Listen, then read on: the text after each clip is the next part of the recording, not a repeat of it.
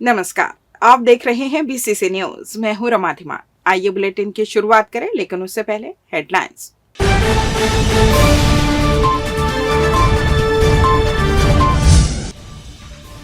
PM जनमन योजना की हो रही समीक्षा, प्रमुख सचिव ने लिया जायजा। शैक्षणिक संस्थानों और हॉस्पिटल के पास हुई कार्रवाई, ठेलों को किया गया सील। लोकोशेड में टूटा क्रेन वायर, ट्रेन इंजन गिरने से हुआ हादसा। और विक्षोभीय सिस्टम बनने से भारी बारिश की संभावना, मौसम विभाग ने किया अलर्ट। हेडलाइंस के बाद खबरें विस्तार से। आदिम जाति एवं अनुसूचित जाति विकास विभाग के प्रमुख सचिव सोनमणि बोरा ने पीएम जनमन योजना के तहत ग्राम करका में आयोजित शिविर में शामिल हुए। शिविर में बैगा बिरहोर आदिवासियों के विकास की कहानी सुनी। शिविर में पीएम जनमन योजना के तहत बैगा एवं बिरहोर हितग्राहियों को विभिन्न योजनाओं के तहत लाभान्वित कर प्रमाण पत्र एवं अन्य सामग्री भी वितरित की गई। इस अवसर पर कलेक्टर अवनीश शरण, सीईओ जिला पंचायत आरपी चौहान भी मौजूद रहे। शिविर में बड़ी संख्या में बैगा एवं बिरहोर जनजाति के हितग्राहियों को शासन की विभिन्न योजनाओं से लाभान्वित किया गया। शिविर में मानदर की थाप पर बैगा एवं बिरहोर जनजाति ने अपने पारंपरिक नृत्य के जरिए प्रमुख सचिव सहित अन्य अतिथियों का स्वागत किया। शिविर को संबोधित करते हुए प्रमुख सचिव बोरा ने कहा कि पीएम जनमन योजना से पीवीटीजी हितग्राहियों के जीवन में बड़ा बदलाव आ रहा है। पीएम जनमन योजना एक महाअभियान है। उन्होंने अधिकारियों से कहा कि अभियान को सफल बनाने में अपना 100% दें। सरकार का लक्ष्य है कि प्रकृति के निकट रहने वाली जनजातियों को सभी योजनाओं का फायदा मिले। पीएम जनमन योजना के तहत आपको आवास, शिक्षा, स्वास्थ्य जैसी सुविधाएं मिल रही है। इस योजना से बैगा बिरहोर के माता बहनों सहित सभी वर्ग को लाभ मिला है।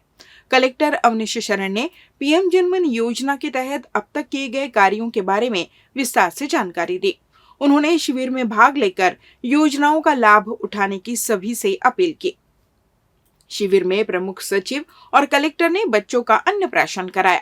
प्रधानमंत्री आवास योजना के तहत हितग्राहियों को आवास की चाबी सौंपी। इसी प्रकार आयुष्मान कार्ड और कृषि उपकरण सहित समूह की महिलाओं को चेक दिया गया। शिविर में आवास सहित अन्य योजनाओं का लाभ मिलने से पीवीटीजी हितग्राहियों के चेहरे खिल उठे। हमें लगा है ये 23 अगस्त से 10 सितंबर तक जितने भी हमारे पीवीटीजी मोहल्ले हैं जिले में, जितने ग्राम पंचायत है, सभी जगह ये शिविर चलेगा। मुख्य रूप से हमारे जिले में जो बैगा जनजाति है उसकी संख्या ज्यादा है, तो अधिकतर शिविर जो है वो आपके जो संबंधित जो लोग हैं उनके यहाँ लगना है। जो यहाँ पे अभी जानकारी हमें मिली है, जो 17 प्रमुख प्रकार की जो स्कीम है भारत सरकार की, उसमें लगभग हम लोग अधिकतर स्कीम में 90% से ऊपर पहुंच चुके हैं। कुछ जो स्कीम है उसमें, जैसे आधार कार्ड में थोड़ी स्थिति पीछे है, इसको हम लोग ठीक करेंगे। और ये 10 सभी अधिकारियों से आग्रह है कि 10 सितंबर तक 100% सैचुरेशन हम लोगों को करना है। और इसी कारण से समीक्षा करने कह लीजिए या आपके गाँव में आके हम लोगों को मार्गदर्शन देने के लिए इस विभाग के प्रमुख सचिव सोनमणि बोरा सर उपस्थित हैं। कलेक्टर साहब ने पीएम जनमन योजना के बारे में आप लोगों को जानकारी दी। आप लोगों को याद होगा लगभग 1 साल पहले हमारे देश के प्रधानमंत्री महोदय द्वारा 15 नवंबर को बिरसा मुंडा जी का भी जयंती है, जो हमारे झारखंड से वो आते हैं। आदिवासी का बहुत बड़ा योद्धा नेता हुआ करते थे, जिनके याद में 15 नवंबर को पूरे देश भर में हम लोग उनके याद में और आदिवासी हमारे भाई बहनों के अमूल्य त्याग और उनके योगदान को याद करते हुए आदिवासी दिवस के रूप में मनाते हैं। उस समय माननीय प्रधानमंत्री जी ने पीएम जनमन योजना की नींव रखी ये योजना क्या है? सरकार की योजना पिछले हमारा आजादी के बाद बहुत सारे स्कीम चल रहा है, योजनाएं चल रही है, कार्यक्रम चल रहे हैं, लेकिन योजनाओं में ये आवश्यक था कि ये योजना पूर्ण हो जाए। अर्थात जिनके लिए ये योजना चलाई जा रही है, कार्यक्रम चलाई जा रही है, ये कार्यक्रम हम ये कह सके कि इस गांव में सभी लोगों को इस योजनाओं के फायदा मिल गया है। तो हम जो मानते हैं पूर्णता, सैचुरेशन जो अंग्रेजी में बोलते हैं पूर्णता, मतलब इस गांव में पूरा काम उस योजना के अंतर्गत हो गया। ये एक लक्ष्य उन्होंने हमको दिया। आदिम जाति एवं अनुसूचित जाति विकास विभाग के प्रमुख सचिव सोनमणि बोरा ने पीएम जनमन योजना के तहत कोटा ब्लॉक के ग्राम कुरदर में उप स्वास्थ्य केंद्र का बारीकी से निरीक्षण किया। उन्होंने नई साज सज्जा और सुविधाओं के साथ इस अस्पताल का उद्घाटन किया। यहां बाइक एम्बुलेंस से कुरदर सहित आसपास के 400 से ज्यादा मरीजों को स्वास्थ्य सुविधा मुहैया कराई गई। कलेक्टर अवनीश शरण, सीईओ जिला पंचायत आरपी चौहान, एसडीएम युगल किशोर उर्वशा भी इस दौरान मौजूद रहे। प्रमुख सचिव ने अस्पताल में इलाज कराने आए मरीजों को बेहतर चिकित्सा सुविधा उपलब्ध कराने कहा।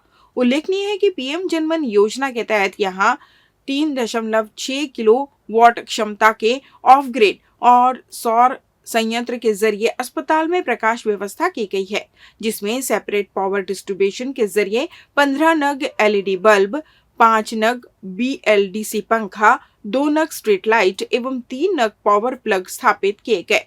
इस अस्पताल में दिन रात लाइट पंखा सोलर से ही कार्य करेंगे। इस इलाके में प्रायः लाइट चली जाती है, लेकिन अब सोलर सुविधा मिलने से रात में भी इलाज कराने आए ग्रामीणों को दिक्कतों का सामना नहीं करना पड़ेगा। यहाँ बोर भी कराई गई है, जिससे 24 घंटे पानी की सुविधा मिलेगी। अस्पताल में एएनएम सहित अन्य पूरे स्टाफ की भी भर्ती कर ली गई है। शिविर के बाद प्रमुख सचिव सोनमणि बोरा और कलेक्टर ने कुरदर में आदिवासी बालक आश्रम का निरीक्षण किया। उन्होंने यहाँ बच्चों से चर्चा कर मिल रही सुविधाओं की जानकारी ली। बताया गया कि आश्रम में 50 बच्चे हैं। उन्होंने आश्रम में किचन, टॉयलेट सहित सबका निरीक्षण किया। आश्रम में नियमित सफाई रखने के निर्देश दिए। उन्होंने कहा कि पढ़ाई के साथ साथ व्यक्तित्व विकास भी जरूरी है। बच्चों से कहा कि पढ़ाई के दौरान हमेशा अपने माता पिता के सपनों को ध्यान में रखकर उसे प्राप्त करने का पूरा प्रयास करें। किशन सहित अन्य बच्चों ने उन्हें कविता भी सुनाई। प्रमुख सचिव ने सभी बच्चों को चॉकलेट दी। छत्तीसगढ़ हाईकोर्ट की डिवीजन बेंच ने माना है कि राज्य सरकार की विधायिका के संवैधानिक अधिकारों पर हस्तक्षेप नहीं किया जा सकता।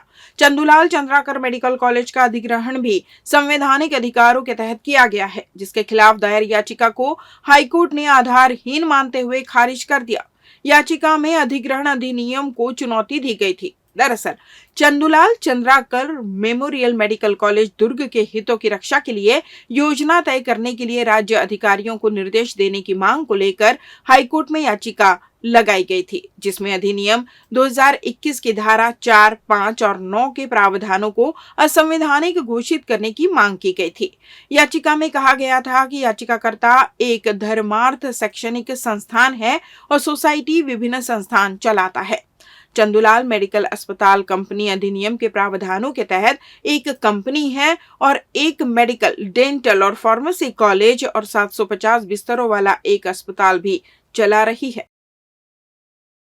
कलेक्टर अवनीश शरण द्वारा टीएल में दिए गए निर्देशों पर एसडीएम तहसीलदार ने त्वरित कार्रवाई शुरू कर दी है। टीएल की बैठक में कलेक्टर ने निर्देश दिए थे कि शैक्षणिक संस्थानों और अस्पताल के 100 मीटर के आसपास के पान ठेलों को हटाया जाए। इसी कड़ी में बिलासपुर तहसीलदार अतुल वैष्णव ने राजस्व, नगर निगम, पुलिस के संयुक्त दल के साथ शासकीय इंजीनियरिंग कॉलेज, गुरु घासीदास केंद्रीय विश्वविद्यालय कोनी के परिसर से लगे हुए कुल 8 दुकानों में तंबाकू संबंधित पदार्थों की जब्ती की और सभी दुकानदारों को समझाइश देते हुए दुकानों को सील किए जाने की कार्रवाई की गई। आगे भी इसी प्रकार की कार्रवाई जारी रहेगी। कलेक्टर इसकी समीक्षा टीएल की बैठक में करेंगे। लेते हैं छोटा सा ब्रेक। पिछले 17 वर्षों से रियल एस्टेट के क्षेत्र में दे रहे हैं अपनी सेवाएं और लगातार शहर की जनता को एक नई लिविंग लाइफस्टाइल। अपने कार्यों एवं सेवाओं के माध्यम से लाखों लोगों की उम्मीदों को दिया है आकार। इसलिए जिले में ही नहीं पूरे प्रदेश में इनकी पहचान है बरकरार। आपके सपनों के घर को हकीकत में बदल कर है दिखाना, इसलिए आपके लिए लेकर आए हैं भाटी आशियाना।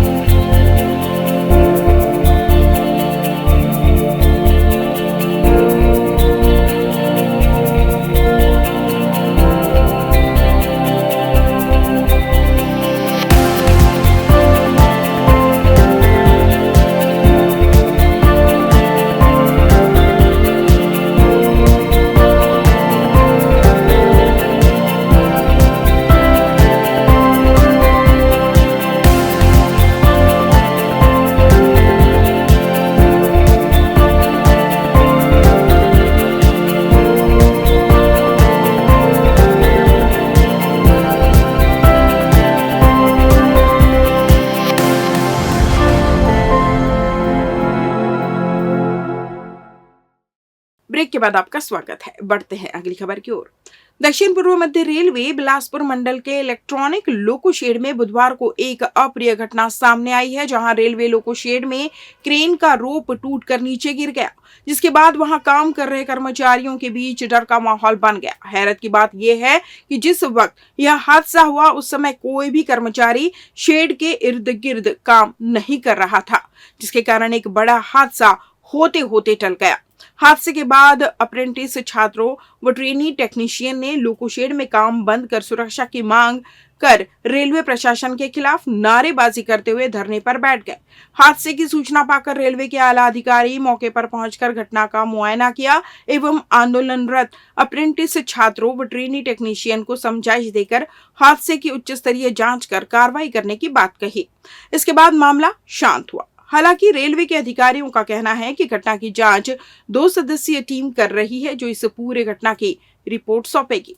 ये समस्या ये है, यहाँ के ही लिए स्टाफ नहीं है, उसके बाद भी बाहर के लोगों का भी मेजर शेड्यूल कराया जा रहा है। भिलाई लोको सेट का ट्रेनी टेक्नीशियन लोग से गाड़ी सेंटिंग कराया जाता है और मेजर शेड्यूल कराया जा रहा है ट्रेनी लोगों से अकेले। ट्रेनी टेक्नीशियन जो कंपनसेशन में आए हुए हैं, 3 साल के ट्रेनिंग में हैं, उन लोगों से भी मेजर शेड्यूल करा रहे हैं। और सेंटिंग का कार्य अप्रेंटिस से और बिना कोई प्रशिक्षित व्यक्ति से कराया जा रहा है, बिना कोई ट्रेनिंग दिए, ये बिना सेफ्टी के। तो घटनाएं कभी भी घट सकती है। अभी ये TRS बिलासपुर में सूचना मिली कि एक ट्रेन जो है लोको जो है क्रेन से गिर गया और वर्कर काम कर रहे थे और हताहत तो कोई नहीं हुआ है। और मैं SC/ST एसोसिएशन की तरफ से आया हूं कर्मचारियों को देखने के आखिर क्या हुआ, और हम लोगों ने अपने जो सीनियर TRS साहब हैं उनसे बात किया। और कर्मचारियों का मुद्दा है कि कर्मचारी कम है, वर्कलोड ज़्यादा है, इस वजह से जो है दुर्घटनाएं हो रही हैं। तो सीनियर TRS साहब ने भी बोला है कि ठीक है, इसको सॉर्ट आउट जल्दी कर लिया जाएगा। हम यूनियन की तरफ से यहाँ आए हैं और ये बोले हैं कि कौन सी ऐसी कंपनी जो एजेंसी उसको आके फिट दी है उसके ऊपर इंक्वायरी होनी चाहिए। उसके साथ साथ कर्मचारी को कुछ समस्याएं थी, जैसे सेफ्टी वायलेशन को लेकर है या प्रति गाड़ी के हिसाब से जो एम्प्लॉय काम करने के लिए दिया जाना चाहिए 2.5 के रेशो में, वो इंजन के हिसाब से नहीं दिया जा रहा है। इन सब चीज़ों को लेकर सीनियर डिपो साहब के भी उपस्थिति में यहाँ पे सीनियर TRS जो उपस्थित थे उनके बीच एक बातचीत हुई है और सकारात्मक सकारात्मक एक बात हुई कि एक कमेटी के गठन होगा, जो कर्मचारियों की समस्याएं उसे सुनी जाएगी और एक बड़े स्तर में भी जो दुर्घटना घटी उसकी जांच होगी। इसके लेके जो है कि आज मजदूर कांग्रेस जो है तमाम प्रशासनिक अधिकारी जो है संबंधित, उनसे हम लोग आग्रह किया है कि आप यहाँ पर आएँ, चलें और लोगों से बात करें, क्योंकि इस घटना के बाद में लोग भयभीत हो गए थे। उनको मोटिवेशन करना भी ज़रूरी था और साथ साथ जो भी यहाँ कमी है कुछ जो है उसको दूर करने के लिए भी जो है बात करना है। और ये जो लोग को इस प्रकार का जो घटना हुआ है उसका एक हायर लेवल में एक जांच भी होना के लिए जो है बात रखा गया था। लोको शेड में जो इंडस्ट्रियल क्रेन रहता है, जो लोगों को एक स्थान से दूसरे स्थान पर ले जाने का कार्य करता है, उसमें जो चेन उसका जो स्लिंग रहता है उसमें कुछ मटेरियल फेलियर आया है, जिसके वजह से वो एक तरफ से टूट गया वो। हालांकि उसे टूटना नहीं चाहिए था, क्योंकि उसका इंस्पेक्शन जो है इंस्पेक्टर्स के द्वारा फैक्ट्री एक्ट के तहत जो है अभी 1 महीने पहले ही किया गया था, लेकिन कुछ मटेरियल डिफेक्ट रहा होगा पुराना, जिसके वजह से ऐसा हुआ है। ये कुछ हंगामा भी कर रहे थे वहाँ पे। हंगामा की स्थिति वैसे नहीं होनी चाहिए वहाँ पे, क्योंकि वहाँ पे जितने भी सेफ्टी इक्विपमेंट्स हैं, जैसे बूट, हेलमेट, हार्नेस, सब दिया जाता है वहाँ पे विधिवत तरीके से। और इस तरीके का मटेरियल फेलियर जो इस प्रकार के वर्किंग इंडस्ट्रीज़ होते हैं, वहाँ पे एक ऑक्यूपेशनल हजार्ड के तहत वहाँ पे होते हैं इस प्रकार की समस्याएं कभी कभी आती हैं इंडस्ट्रियल क्रेन की।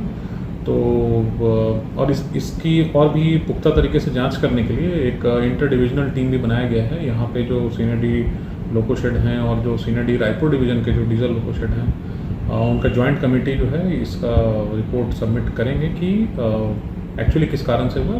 प्रथम दृष्टया तो मटेरियल फेलियर है, बिकॉज 1 महीने पहले ही इसका निरीक्षण किया गया था। सिटी कोतवाली थाना इलाके में एक युवक ने अज्ञात कारणों के चलते फांसी लगाकर आत्महत्या कर ली, जिससे इलाके में सनसनी फैल गई। वही घटना की जानकारी आसपास के लोगों ने पुलिस को दी, जिसके बाद कोतवाली पुलिस मौके पर पहुंच जांच में जुट गई है। बताया जा रहा है कि मृत युवक नारियल कोठी स्थित प्रधानमंत्री आवास के जे ब्लॉक में रहता था। मृतक का नाम गुड्डू यादव है, जिसकी उम्र 24 से 25 साल बताई जा रही है, जिसका एक बच्चा भी है।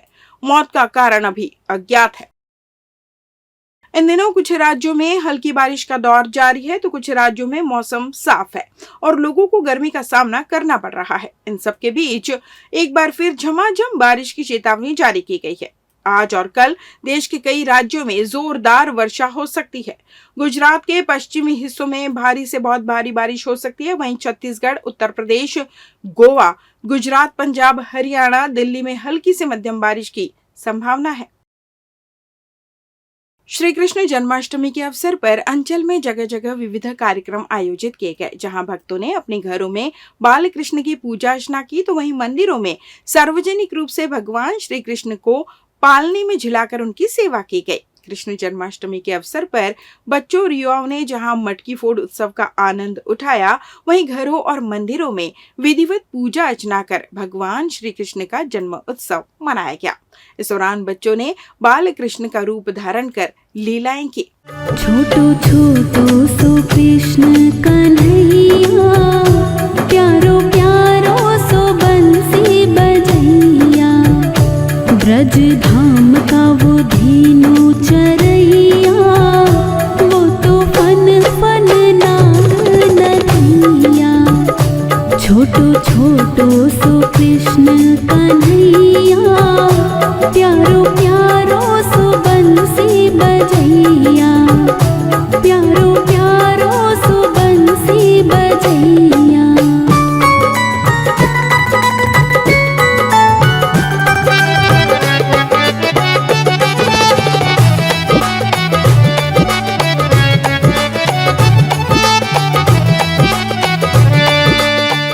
इस बुलेटिन में बस इतना ही। अगले बुलेटिन में आपसे होगी फिर मुलाकात। तब तक मुझे दीजिए विदा।